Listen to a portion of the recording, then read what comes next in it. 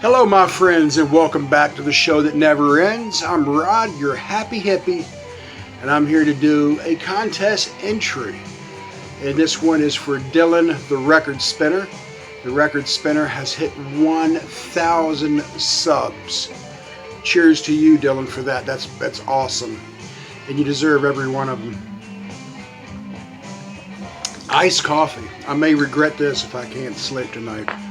But anyway, again, this is for Dylan, the Record Spinner. His contest is 5 albums you could spin 1,000 times and never get tired of. So, it's with apologies and gratitude I'm doing this video. Apologies, Dylan, because I'm going to turn this into a 2-part video. And gratitude, because I'm very grateful that you're having this contest. I'm grateful for people like you in the VC who are constantly making good videos and just entertaining, and it's something to do besides watch TV. I mean, it's the same thing. We're watching our phones or computers, but you know what I'm saying, man. So the contest is 5 albums you can play 1,000 times and never get tired of. And like I said, I'm turning this into a 2-part.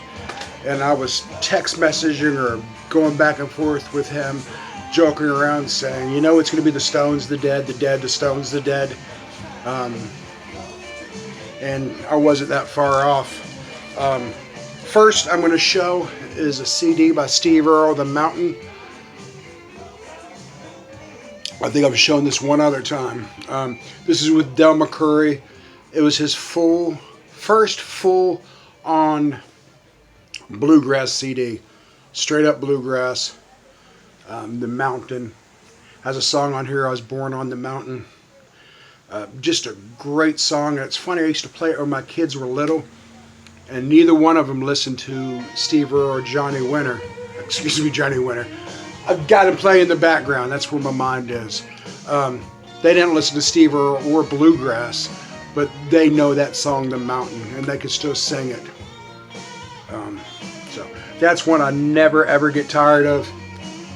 Steve Earle, and this is not only a promo copy, but this is a copy that Steve Earle gave me himself. So I've held on to this when I've gotten rid of all my CDs in the past. This is one I never let anyone borrow or I never got rid of. So that's one. 2 would be Jimi Hendrix. Are You Experienced? Listen, I have been playing this album, not this particular one, but this album since junior flipping high school. Solid. All Jimi Hendrix is good, but this album I never get tired of. And I got this copy off Amazon. A friend of mine notified me that it was selling really cheap, and so I picked it up. The Jimi Hendrix Experience, Are You Experienced? Played 1,000 times and still want to hear it again. Never be another Jimmy. Number 3, Bruce Springsteen. I remember being in like 4th grade and listening to my sister's copy of this album. Swear to you. 4th grade, and my sister had this album, and I remember listening to it. I love this album. Every song on it is solid. Thunder Road, of course. 10th Avenue Freeze Out. Born to Run, of course. She's the One. In Jungle Land. I'll tell you a story about Jungle Land. Last track on side 2. Really long song. How long is it, man? I'm thinking it's 7-8 minute long song. But that was my cigarette break. When I first got into radio doing late night, that was the perfect song to put on, run outside, smoke a cigarette. You could come back in and grab a soda from the Coke machine, go back to your booth, and you'd be okay. Great cigarette break song, great album by Bruce Springsteen. And I'm not the biggest Springsteen fan in the VC, but I am a huge fan. I know Mike at Jam on Vinyl, this is his man. And there's a reason why, because Bruce Springsteen is awesome. But I never get tired of this album. believe that's 3. And 4 would be Animals by Pink Floyd. And this copy of Animals by Floyd was VCLT, or VCLT from Randy Weaver. Man, look at that. The spine's not even broken on this album, but it's a solidly cool album. I loved this album since I first got it. Again, back in junior high school is when I first got this album. Pigs on the Wing Part 1, 2, and 3. Pigs, 3 different kinds. Dogs. And it's just an album I could listen to over and over and over. Sheep, what a great song. I just love this album by Pink Floyd.